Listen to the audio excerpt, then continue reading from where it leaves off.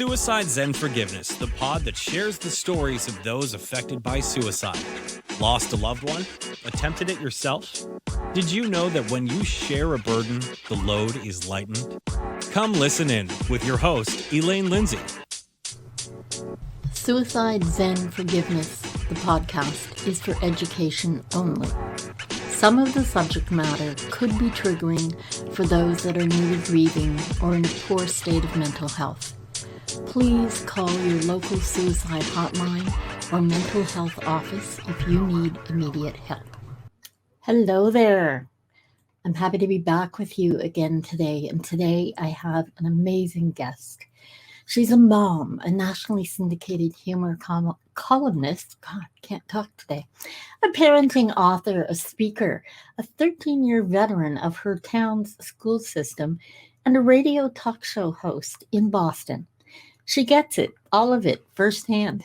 And Lisa believes as parents, we need to be nimble and let our kids find their own path, make their own mistakes, and learn to rise for themselves. Because she believes the goal is to raise strong, capable, resilient humans who will thrive on their own. And this is really cool because Lisa Sugarman is joining me to give us her own story.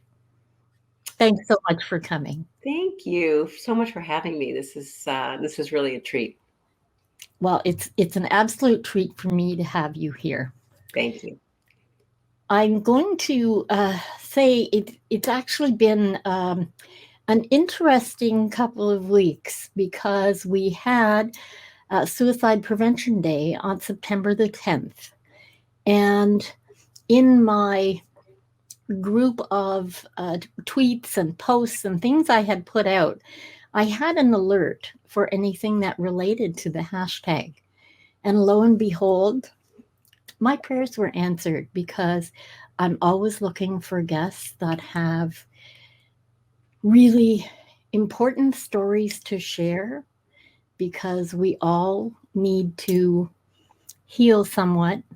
And as I'm always saying, when we share our story, we get to lighten our burden a little, but we also get to show other people they're not alone. Mm-hmm.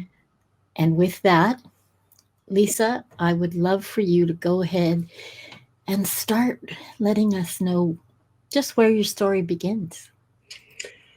Well, I'm grateful, really grateful that you reached out to me. I just think it's so serendipitous that we've found each other, and obviously we've had conversations prior to today, deep, great, beautiful conversations, much of which I really have not had at this point yet with anyone, and you understand this pretty well because I kind of confessed to you that I hadn't, besides posting what I posted that caught your eye last week, I have not been very public with my own story, my own past. I have spoken quite a bit about it to the people kind of in my circle of influence and my obviously my family, my friends, my children, husband, but I haven't really spoken about this publicly because it's been a bit of a journey for me. Mm-hmm. Started a handful of years ago, so I'm not sure what the right entry point is. I guess maybe to start this conversation. So maybe I guess I'll start at my beginning. So I'm 53 years old now. I've been married to the same great guy for 28 years. We've been together for 35 years. We have two daughters. One is 21, one is 24. And when I was 10 years old, so I'm an only child. And when I was 10 years old, I lost my father. He passed away very, very suddenly. It was August of 1978. And it's always been my understanding, or it had always been my understanding, that my dad passed away from a heart attack. He was a very heavy smoker, and there was heart disease that ran in the family. And it was what I was told when I was 10 years old. And why in the world would I ever have any reason to doubt that? Yeah. So I went through kind of that arc of grieving and loss and healing, and became, a young adult, and then ultimately an adult and a wife and a mom, and arrived in my mid 40s as a woman who had lost her dad and was raising my own family.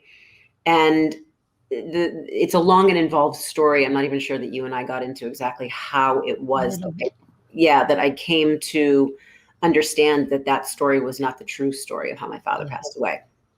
So when I was about 45 years old, there were a series of events happened, series of conversations happened with a family member who brought up my father's depression.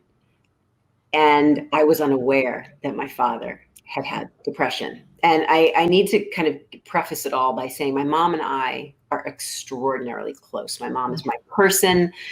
We talk a million times a day. She has been involved in every aspect of my life since day one, all the way through every stage of life. That being said, my dad was my person before that. So my mom and I ended up having a conversation as a result of a conversation I had with a family member that kind of started dropping these little breadcrumbs about things my dad was going through. And I asked my mom, we were just having a normal conversation, just having lunch and having a conversation. And we were just kind of going over old memories like we often do. And something bizarre and I guess unexplainable to me made me ask her the question, was Dad depressed? And she said yes. And before I knew what I was saying or why I was asking it, I asked if my dad had taken his life. I had never thought that before. I had no reason to believe that before. It was one of the strangest experiences that I've ever had in my lifetime, because it wasn't on the radar. It wasn't in my wiring, in my thinking. Yeah. I mean, clearly it was somewhere. It was in my subconscious. But I asked my mom the question. I don't think there was even a second's worth of hesitation. And she looked at me and said, yes. And in that moment, it changes everything. In that moment, everything that I had known to be true was not true. Everything that I understood to be the reason why my dad wasn't here was completely upended, and everything was totally different from that point on. And so, there were so many different things that happened as a result of that. Conversations with my mom, conversations with my husband, conversations with my girls, and kind of coming to terms with the fact that he had made that decision to leave. And one thing I have to say is that, and when I do talk about this with people often ask me how I felt about my mom's decision to not tell me. Mm-hmm.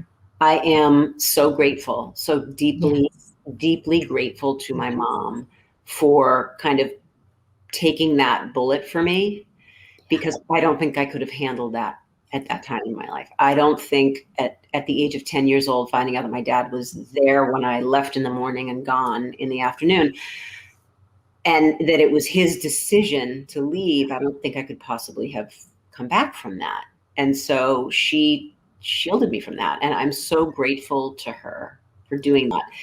And, then of course it became, well, now you're going off to high school. I'm not going to tell you now. And now you're going off to college, and then you're getting married, and now you're having a family. So what's the point? Yeah. And I understood that. I really understood that. But now that I was in a position of knowing the true story, it became so important to me to understand. Yes. And to really be able to look at my own mental health and my children's mental health and my family's mental health in a completely different way. Yeah. So it's been a journey. I mean, it's been probably now, what am I, 53? So it's been almost 8 years since that first conversation. And I have to say, I probably cried myself to sleep for 3 years. Oh, yeah.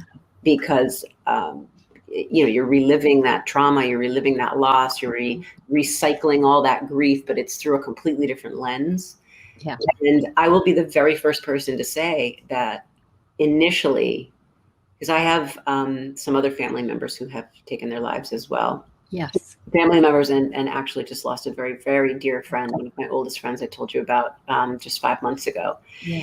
And I, for a very long time in my life, felt that suicide was a very selfish act. I really did. And it was my own personal opinion. It certainly wasn't anything that I was going around chatting about with people. But I did very much feel that way when I first learned about my dad's death. And that was the thing that was the hardest for me, which it was kind of the unlearning and the relearning of what suicide and mental health is really all about, and really kind of dissecting that illness and putting it against any other kind of an illness, kind of lining it up against any other kind of an illness, like a heart disease or cancer or any kind of disease that, of the body that you can't control. Yeah. You would certainly never hold it against somebody who had cancer. No. You would never feel any kind of animosity towards someone who had a heart attack and died. No. And yet there are people, and I was one of those people, who feel like it's a very selfish act to take your life. And it was only when I started really understanding the correlation between suicide as an illness, and treatment in terms of illnesses, that I really understood that it needs to be treated in the same way that any other kind of a physical illness would be treated, with whether it be therapy or medication or some kind of guidance to navigate that illness. And those are the tools that are used to navigate that kind of an illness. So, there was a big arc for me, going from this place of devastation and disbelief and sadness and anger at my dad. Not really anger at my dad for leaving me, but anger at my dad for putting my mom in the position that she was in now as a single mom. She was 40 years old with a 10-year-old daughter by herself. And so for me, it's been an interesting journey to arrive at a place where I understand that, even though I don't know what the pain was that my dad was going through, I have some ideas. I mean, I understand that there was a tremendous amount of mental health. There were mental health issues on my father's side of the family, and of course, things weren't talked about back in the 60s and 70s. It was so heavily stigmatized that people just didn't have conversations about seeing a psychiatrist, didn't want to accept that they had mental illness, didn't want to be treated because they were afraid of being scrutinized. And so I know that my father did start seeing someone, I believe it was a psychiatrist, in the last couple of months of his life. Yeah. Clearly it was too little, too late. And something, two things that came up the very first time we talked. The amount of love your mother had for you to take on that burden,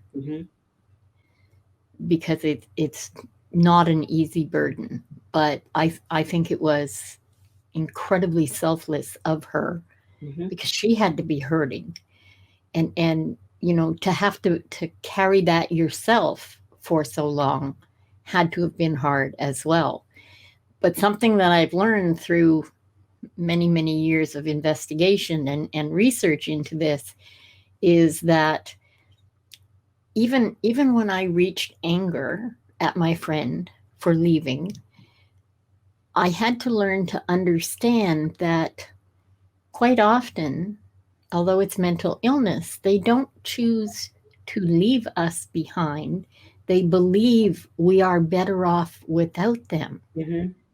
And whether the pain is emotional, mental, spiritual, or physical, it's not about leaving people behind. It's always about giving them a chance to go on without that person. Right. And it's when you understand that, because like you, for a very long time, I thought it was a very selfish choice until you see the light, and in my case, I learned that that meant that was actually an incredible gift that she gave me, because I could now see from that other side. And giving you that time from 10 to 45. Wow. Like that. Your mom's an incredible person. She is very much so. She has such a quiet strength about her. And I know, I mean, we've had thousands of conversations in these last 8 years about what she went through and what her perspective was and why she chose to do the things that she chose to do. And my mother is incredibly, I say this about her all the time whenever I'm asked about my mom and our relationship. My mom is the most content person I've ever met in my life. She's incredibly grounded and just fueled by common sense and by this quiet understanding that things should be the way that they are the way that they are, and that we have to respond to that.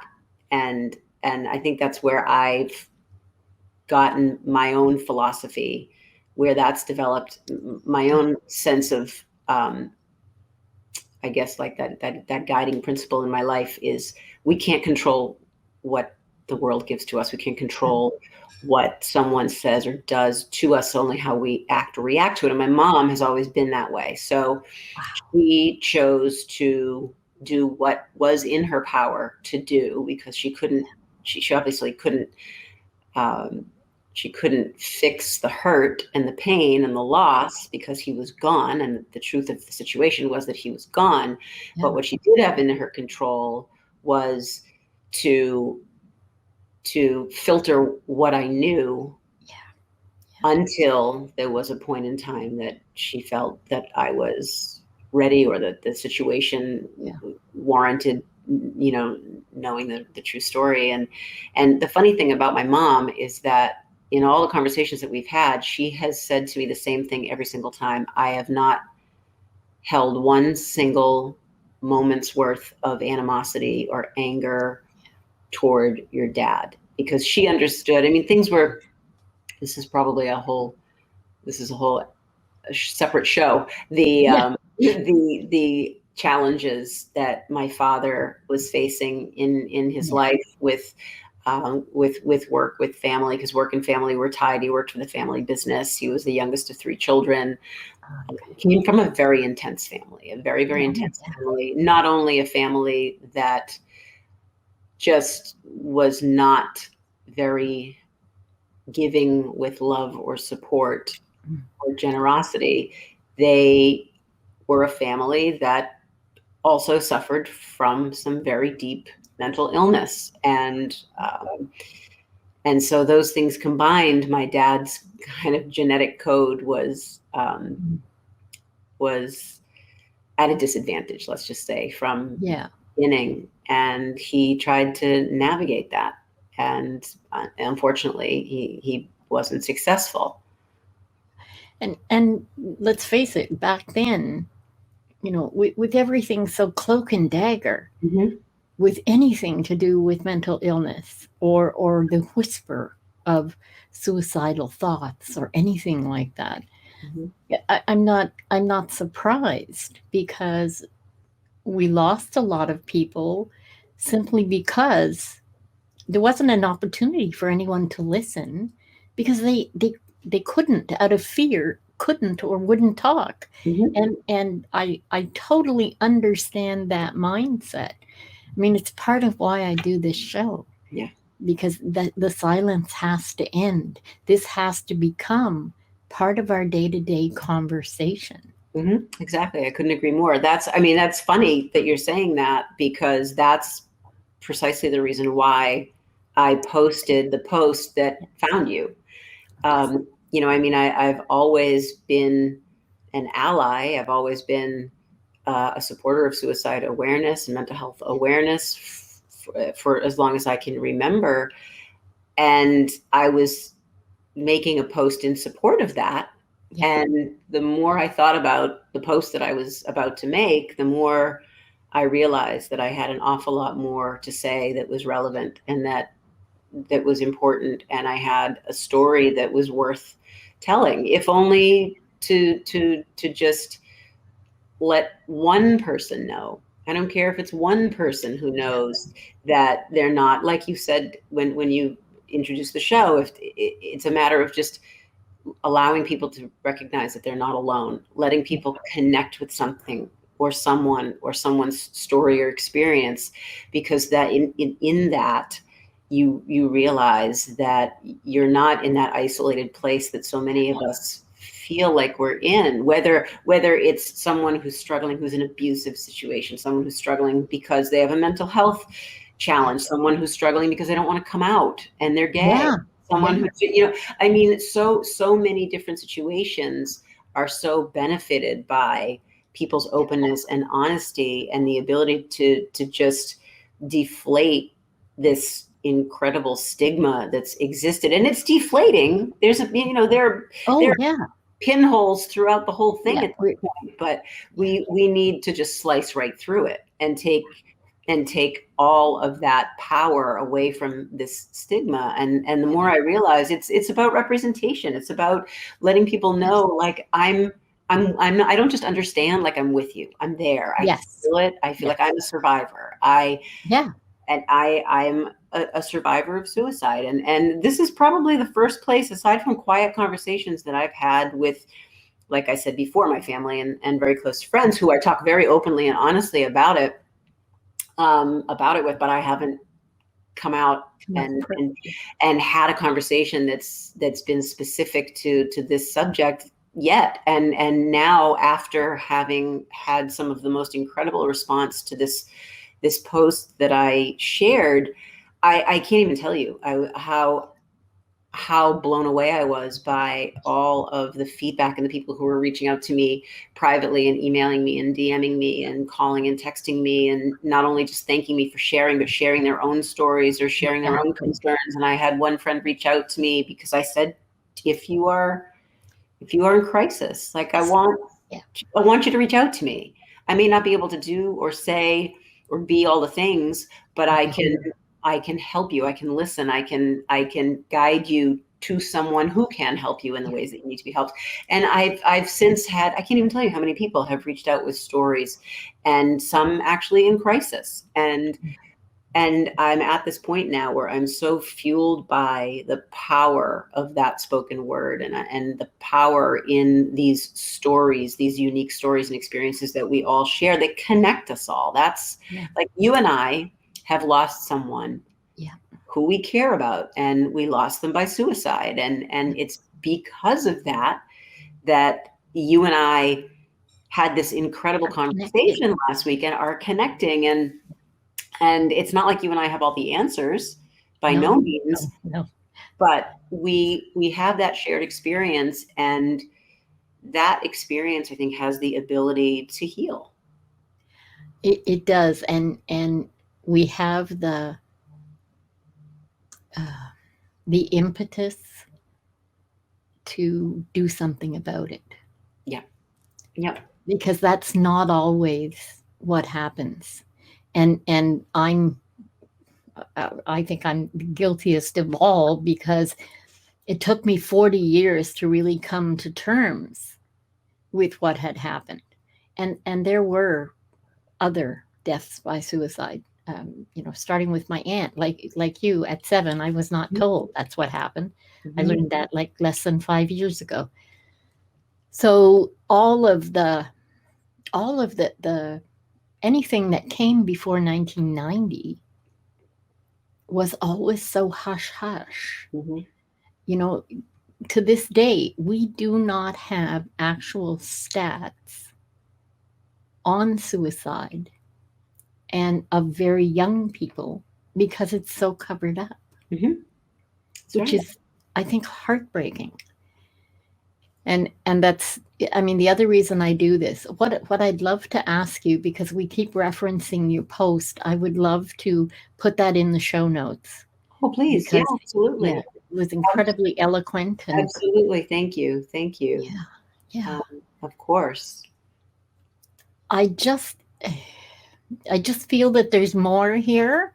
I I've had a lot of guests on the show, and everybody's story is so touching, and I can feel an empathy with each and everybody that I speak with, because we're each dropping parts of our burdens as we talk. And the more you share, the more that you are sort of lessening the burden and being able to cherish the memories and not have them tarnished. Yeah, it's funny that you say that, because as I said before, I was such a daddy's girl. We did everything together. That was my whole life. I was a tomboy. My father was a mountaineer. He raced cars as a hobby. He was a tennis player. He was just a very, very active person. That's part of, I think, probably not even part of, that's probably fully the reason why I love movement and the outdoors as much as I do. It's a huge part of my life. And it was very difficult for me when I first found out that he had taken his life, because it was all of that anger toward the decision that he made and the repercussions that that decision had on my mom, that I couldn't look at his picture. My kids didn't pick up on it. They were kind of, they were teenagers and not dialed in to their mom. Why would you be dialed into your mom when you're, like 18 or 19 years old?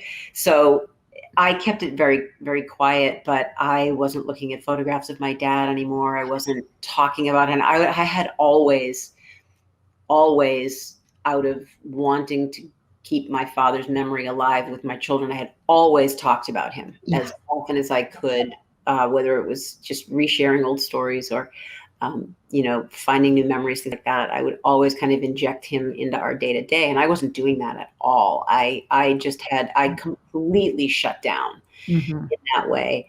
And it was only in finding out that truth and navigating through all that truth and learning and understanding and really realizing and internalizing that my dad was a victim of mental illness. My dad, whatever. The hard things are that I don't know. Like, I don't know what the diagnosis was for my father. I don't know. I don't know if there was an event or a series of events that triggered my father to take his life when he did. I mean, those are things that are just unanswered questions, and will probably always be unanswered questions. And absolutely, for me, that's hard. Those are the really to know that I'm going to have to sit with and reconcile. But it was in understanding that he was ill, and understanding that it was beyond his control, and understanding that whatever it was that put him in that place where he felt like that was the only way. I went from this place of being so angry to moving into this place of just really just empathizing with him and sympathizing with him and feeling his pain, whatever that pain was, and realizing that for him to have arrived at that decision, he just couldn't be burdened with that pain any longer, and didn't want anyone else to be burdened by that pain anymore. He just did not feel like there was any other way to make it go away. Absolutely. And I'm looking at this from a different angle based on what I'm learning. Is he didn't make the decision completely. His illness made the decision. Exactly. So, it in ending the pain, without the illness, that may not have happened. So that decision came out of the illness, not out of your dad. Exactly. And it's in understanding that. I mean, that's a big piece of all this. That's the biggest piece of all this. And I think for me, when I really ultimately learned that as an underlying reason why he did what he did, it changed everything. Oh, of course. It makes you really understand that it was beyond his control. You Yeah. say, oh, the person was the person took the pills or pulled the trigger or whatever, or jumped or whatever it was that they did. Yeah, but that's true. But it Not was alone. the illness that did that Yes. to them. Yes. And when you really understand that at its core, that's a big difference. Oh, absolutely. Absolutely. And yeah, it does make a huge difference. Yeah. Yeah. Because, our brainstem, just as we are, is set to make us survive. Yeah, that's right. So without illness, without something else taking control, if you will, it's almost not possible. Mm-hmm. Okay, you can't even hold your breath for an extended period of time because your brainstem will force you to breathe. Right. So, it just sort of moves it a little bit away, and it allows us to have more empathy and kind of distances us even more from any anger that we felt. Grief has so many stages, we do have to go through them, but it was almost a relief to me to finally understand that scientific piece, the fact that, it was, in my case, it was not Andrea's decision. It was not my Aunt Margaret's decision. Mm-hmm. There's a long list there. Part of what I think is important here on the show is being able to name our people. Mm-hmm. So if you would like to share your dad's name with us, that would be great. Of course. His name was Jim Eigner. His closest friends called him Jimmy. And it's funny. I really appreciate you asking for his name like that, because you think about it, and there aren't that many cases where I would really even have the opportunity to say his name. Yeah. Yeah. And it's an unusual feeling. I'll bet. Have an opportunity, unusual in a good way, to be able to say it out loud. So yeah, my dad's name was Jim. Jim. Oh, that's wonderful. It's wonderful. That's another thing that I like to be able to leave each other with, is sharing the names of those we've lost, Mm-hmm. because that too is part of ending the silence. Mm-hmm. Yeah, and I think that in this case, in the case of mental illness in particular, something that's already such a private thing for so many people, I think that the biggest disservice that we can do to each other is to stop talking. That's right. This is the whole point. What you and I are doing right now is the whole point. And it's funny, it almost doesn't matter what the substance of the conversation is, as long as you're just talking. Yeah. If you're not okay, like we're in a culture right now, thankfully, we're in a culture that's really starting to recognize and appreciate the fact that it's okay to not be okay. Yeah. Right. Yeah. And you spoke in the beginning about how I'm a writer. I have written parenting books. The majority of what I focus on has to do with parenting and raising kids and embracing our perfectly imperfectness and all of those things. But at the same time, there's what I've learned in what I've done as a parenting author. I've learned what goodness comes out of sharing our shared experiences. Because, and this is what I say all the time, it's like we're all going through the same stuff. It's just under a different roof. And yeah, your stuff looks a little different than my stuff, and some people's is more intense or less intense than others. And certainly those who have had traumas are, everyone has something that's uniquely theirs and that's different and powerful in its own way. But the more that we share these things, the more that we talk about these things, the more we normalize these things, the more we change the narrative on these things.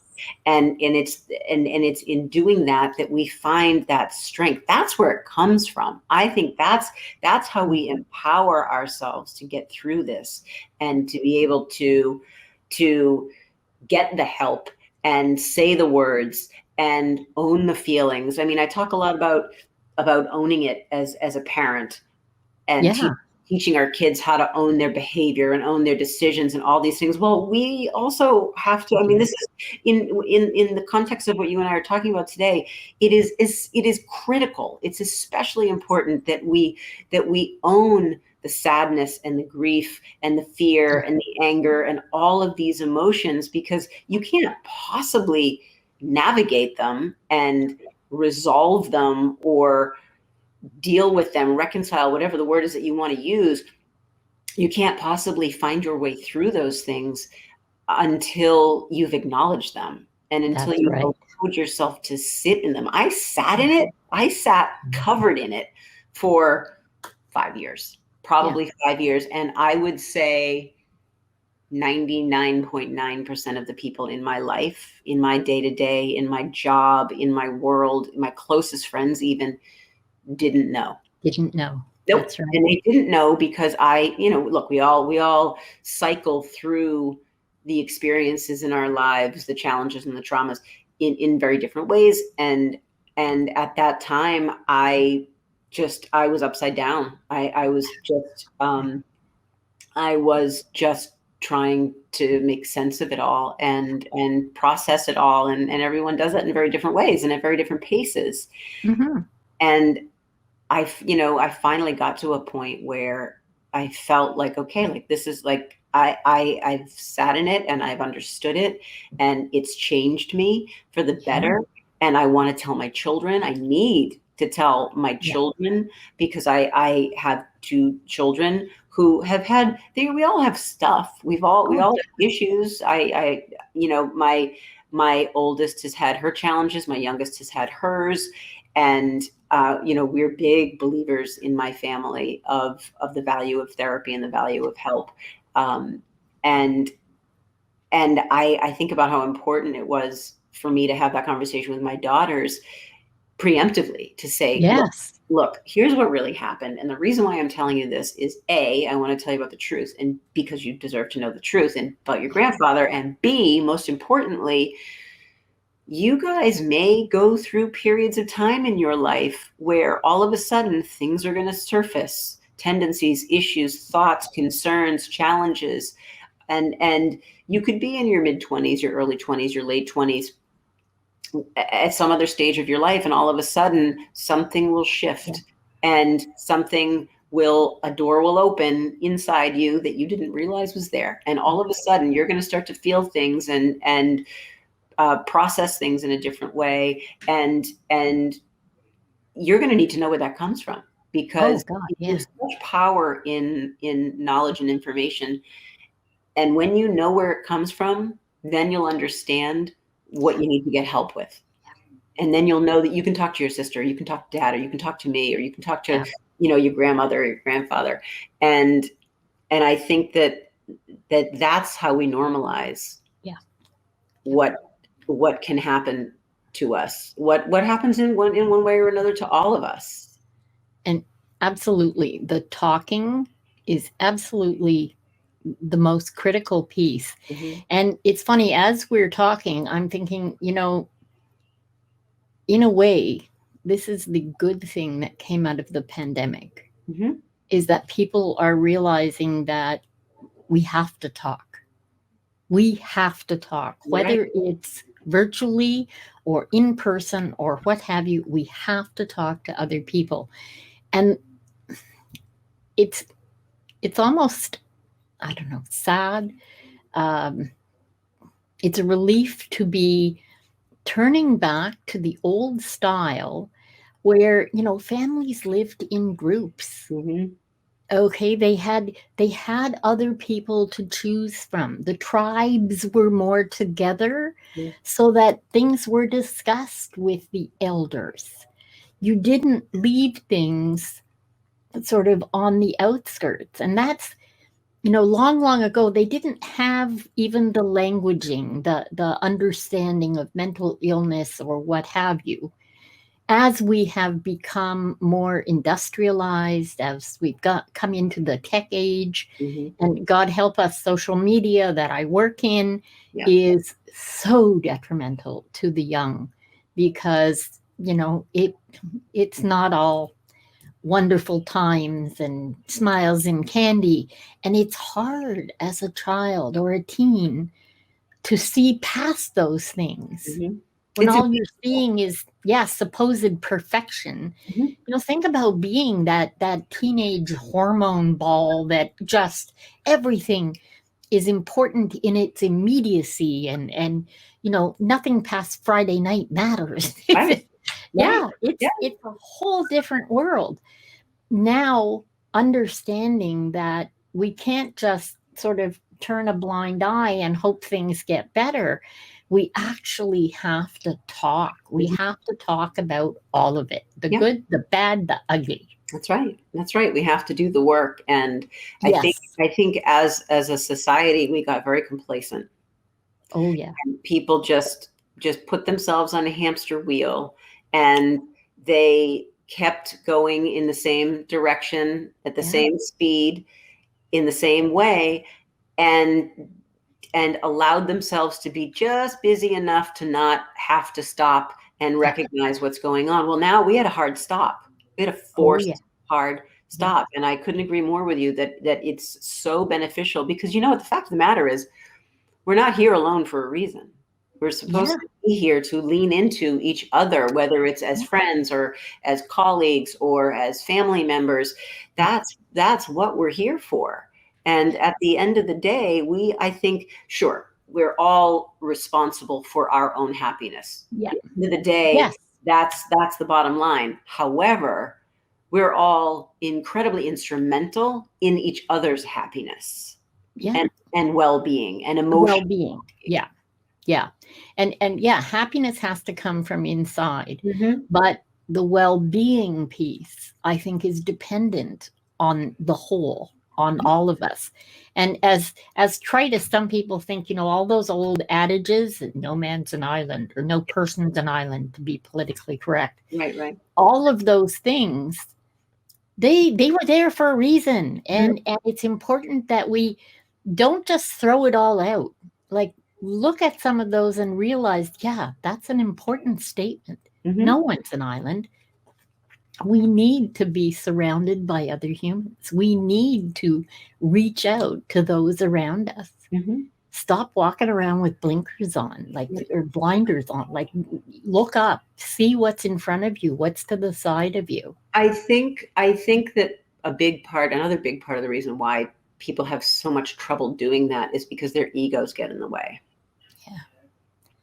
And I think people are too worried about, or had been too worried about, exposing the chink in the armor and looking weak or looking incapable. It's like, I have to work the 80 hours a week. I can't be the person to take the time off. I can't call in sick. I'm going to show up and be sick. And I'm going to do the thing regardless of whether or not I'm well enough to do the thing. And people don't want to acknowledge their humanness anymore. I think we got so deep into that kind of thinking. Everything's fine. And people are worried, like, oh my, I'm always an employee at will. And if someone comes in and they can be, who knows?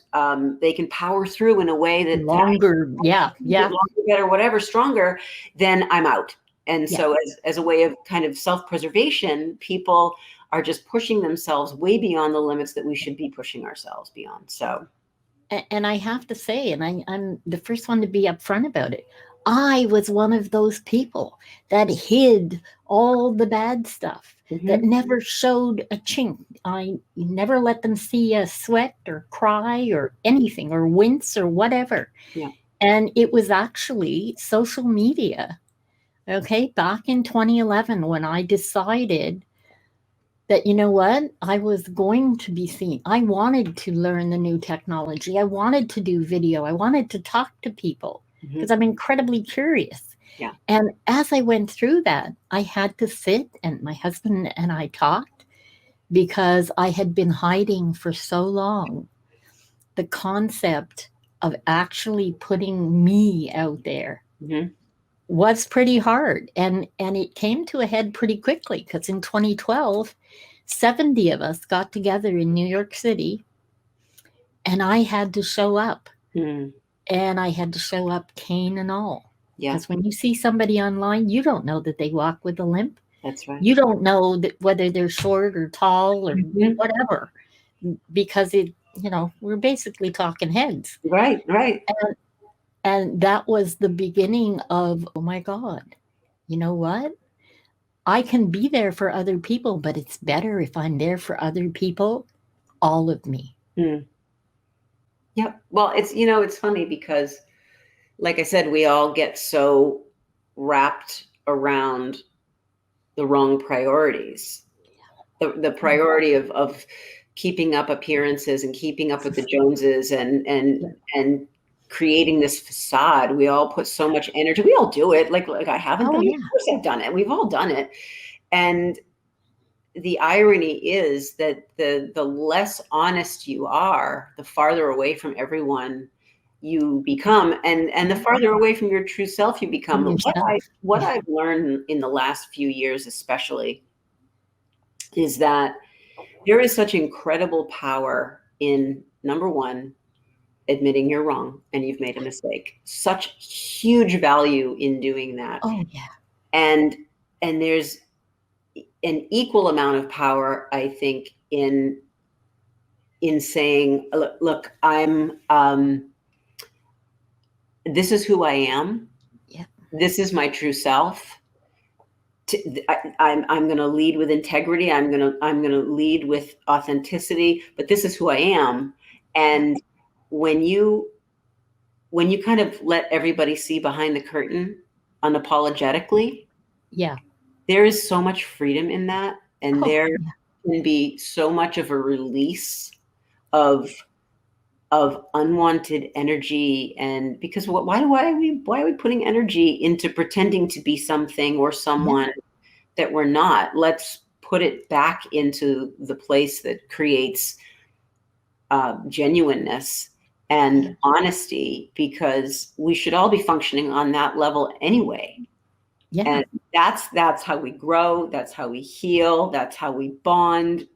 It's in putting the reality of who we are and what we're doing and what we need out there. And it's in the case of what we're talking about right now today, we're talking about, people's need for mental health help. Yes. And if you don't communicate what's going on the inside, you can't expect the people around you to guess, even the people who are close to you. And we just went through this with, I mentioned it for a split second, that we lost one of my closest childhood friends about 5 months ago, very suddenly. And we lost him not at all expecting that he was struggling. We had no any idea that he was struggling. His family, I mean, not until the very, very, very, very, very end of his life was it apparent, but the depth to which he was struggling, was beyond anyone's comprehension. And it's because he was someone, and if you're listening to this and it's just an audio and you can't see my hand going across the screen in like a straight line, he was a straight, unflappable line. That's just how he was. And he was not someone who would peel away the layers and go super deep and kind of disclose how he was feeling. And therein lies the problem. And therein lies the problem with everybody who can't just say, I am. I'm struggling. And it's a brutally hard thing to do. But at the same time, it's also, I think, because empowering. I know it's so empowering. The times that I've done that, I've been like, I said to my husband, the other day, I think it was shortly after I put the post out about my dad, and I was just kind of just like really feeling the power of everyone's support and love, and it was, they were all good feels for sure. Oh, but yeah. I got really emotional, and he's like, "Are you okay?" I'm like, "No, nope, I am absolutely not okay." But there's such freedom in being able to acknowledge that, because we're not supposed to be. We're not supposed to be. No. It's a myth. And this is what I talk about in all the other work that I do. I talk about on the radio, and in books that I write, in columns I write. When I speak to people, it's all about the same basic thing that relates just as much to what we're talking about here as it does anywhere. We are not perfect people. We're not supposed to be. We are. Look, I'm a big believer, a big fan of the mistakes that we make because of the value that's within those mistakes. And in this case, admitting that there's a flaw or a bump or a problem or a challenge, and using the strength from that, that's how you find your way. That's the light. Absolutely. I have a couple of friends that have brought that to the forefront. And my friend Nurjahan is she's a survivor of a gun incident. And she's an amazing woman who started calling them failabrations, and she celebrates every time she fails. And I thought, oh, that's brilliant. Mm-hmm. The other two are my friends Stan Phelps and Dave Rendell, and they have a couple of books out, and it's about being flawsome. It's about celebrating your flaws. Yeah. Instead of trying to fit in, be who you are. As Dave says, let your freak flag fly. That's right. Okay? That's right. Your differences are what make you interesting. Mm-hmm. Because just think, if we were all a bunch of the same robots that did the same thing at the same time on the same, even saying it, aren't you bored? Like listening to me? It's like, oh my God. Yeah. Yeah. We shouldn't be. I laugh because it's funny that people are so caught up in trying to play the part or create the facade or keep up and with everybody else, instead of finding out what makes you special, what makes you unique, makes you different. Look, we have all, I don't care who you are, I don't care where you are, I don't care what your experience has been. Every single one of us who is here or who has ever been here is here for a reason, is here to contribute. Look, it's a tapestry, right? Oh my God, yes. And every single thread is valuable within that tapestry.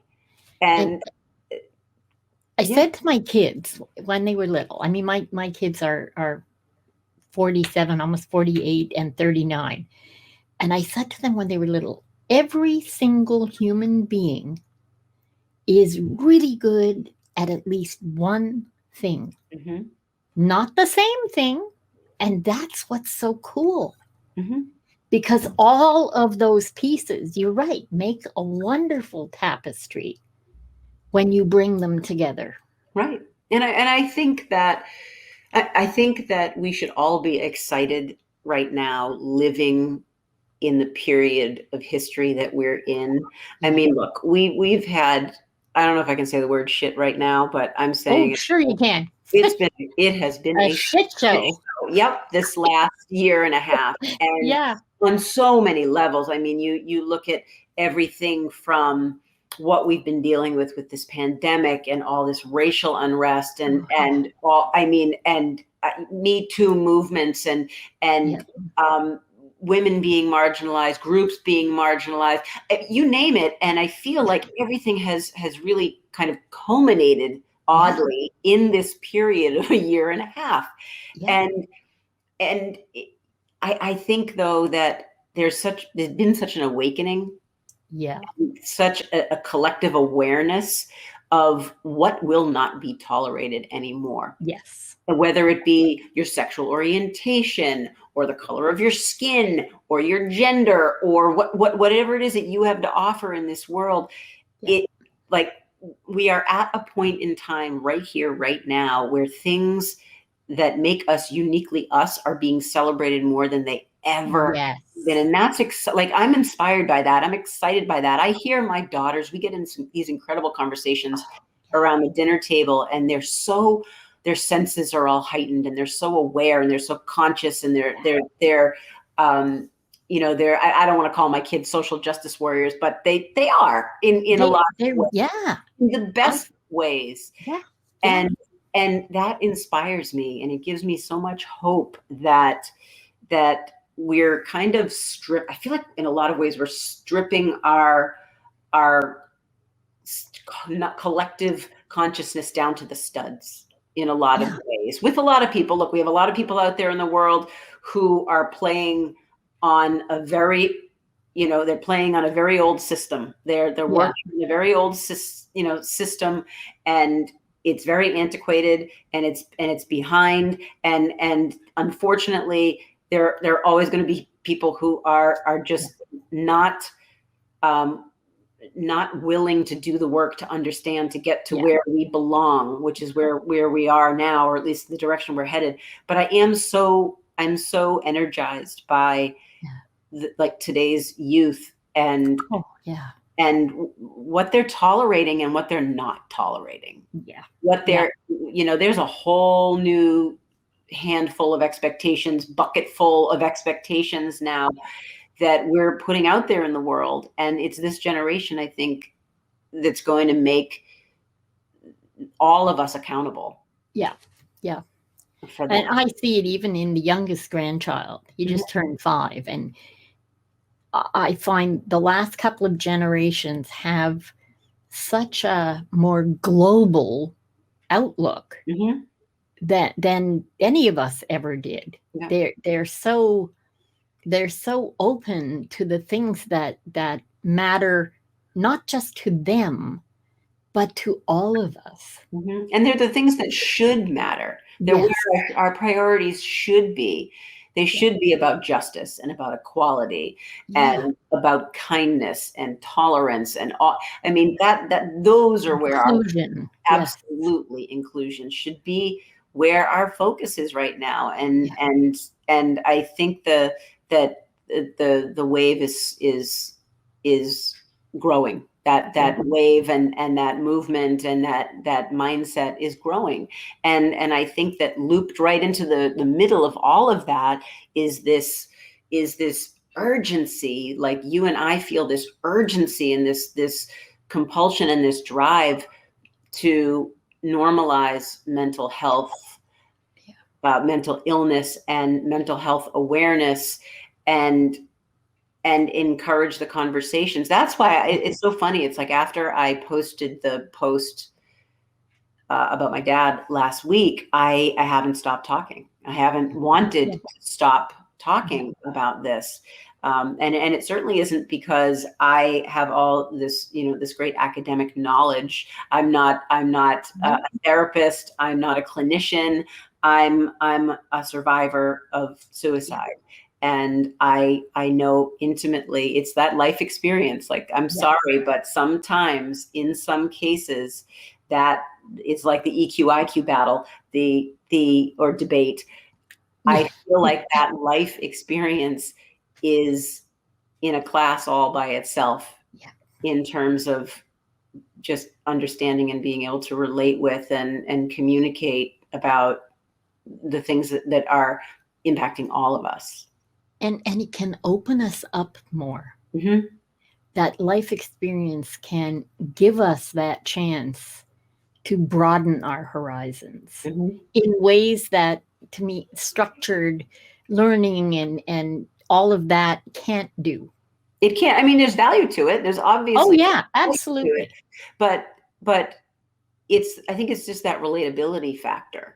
Yeah. That when you and Yes. I are talking as friends or as colleagues or as just two human beings who are talking about our shared experience, just my own experience alone and my own perspective and my own takeaways could somehow connect to you in a different way, could shift your thinking in a certain way, could empower you in a certain way. And that's the beauty of conversation. That's the beauty of shared conversation like this, because you and I could both walk away from this conversation, and hopefully anybody who's listening or watching can do the same and can say, God, I just had this horrible experience in my life, and I don't see a way forward. But wow, like that woman or those women or that story gives me a little bit of hope that there is a path.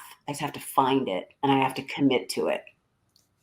And you hit that right on the head. It's the vibration of hope. Yep. I wanted to go forward from everything that we do. Because like you, I'm not a clinician. I'm not a therapist. I'm nothing but a survivor. That's right. But it's funny, you say nothing but, yet it's worth more than that. Yeah. It's yeah. like you are a survivor, and the power in that is unmeasurable. What that can do for someone else who is maybe brand new to this experience. Like, I know if I was sitting here listening to a conversation like this 4 or 5 years ago, I absolutely would have rejected any possibility at that time that I would ever understand, that I would ever find my way back to loving my dad and appreciating him and understanding him and empathizing with him and feeling for him and being sad for him instead of about him.